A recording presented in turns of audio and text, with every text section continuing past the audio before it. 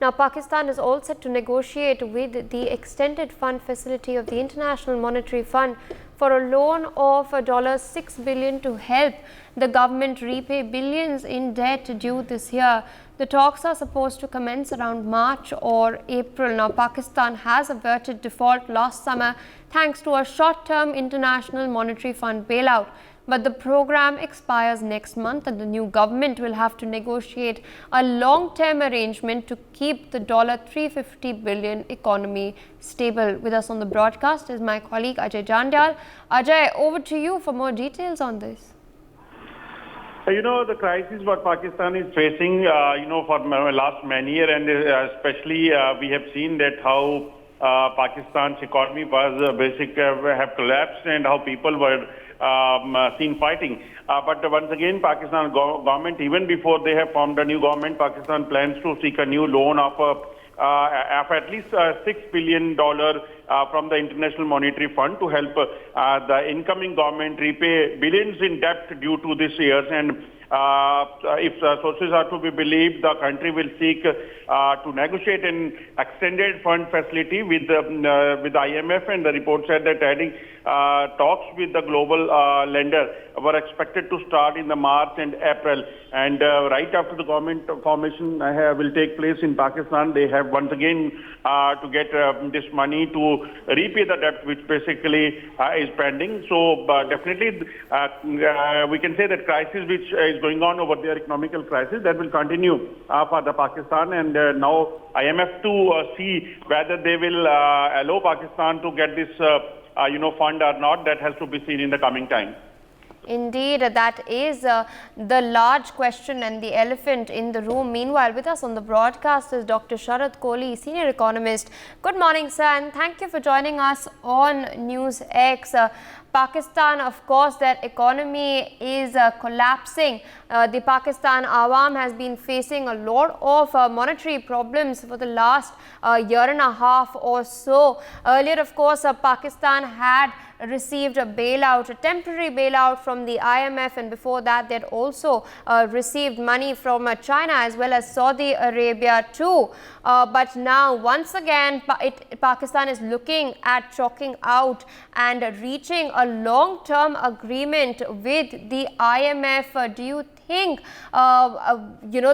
this deal will come about, or what are the possible sort of conditions that the IMF might raise? Thank you, Pia, and good morning to NewsX viewers. Well, if you look at the current situation of Pakistan, if I was IMF, I would have refused it altogether.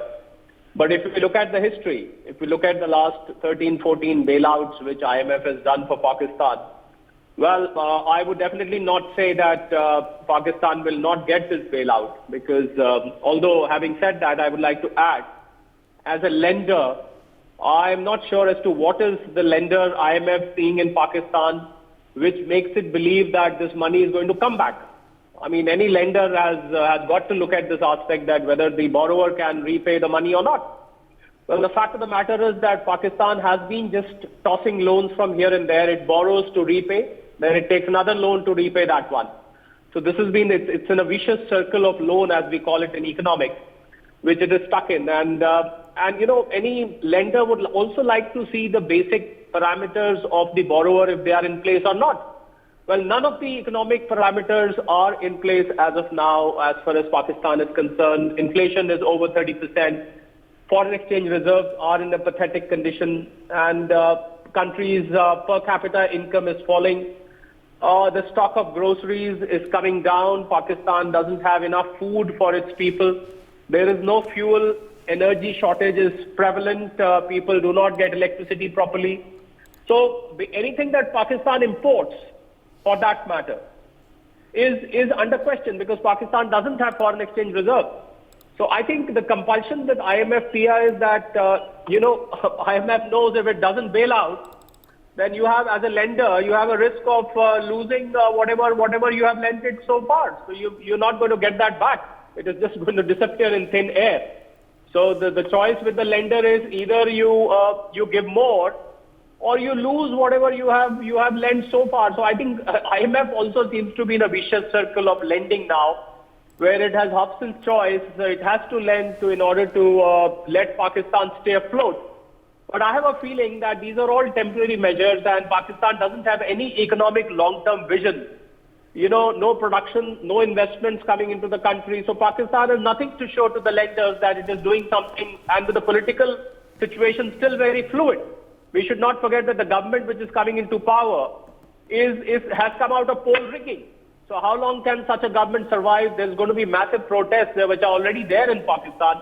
So there's a kind of a civil war situation. So I don't know in this situation how the lender is convinced enough to see that it keeps lending as far as IMF is concerned. It's quite a surprise for me as to what is the criteria. Even though IMF may ask it to increase the interest rates, increase the power, energy prices, increase fuel prices. But even these measures, Pia, as per me, are insufficient to bail out Pakistan in the situation which it has landed itself into. Over to you. For more such videos, subscribe to the NewsX YouTube channel, hit the bell icon.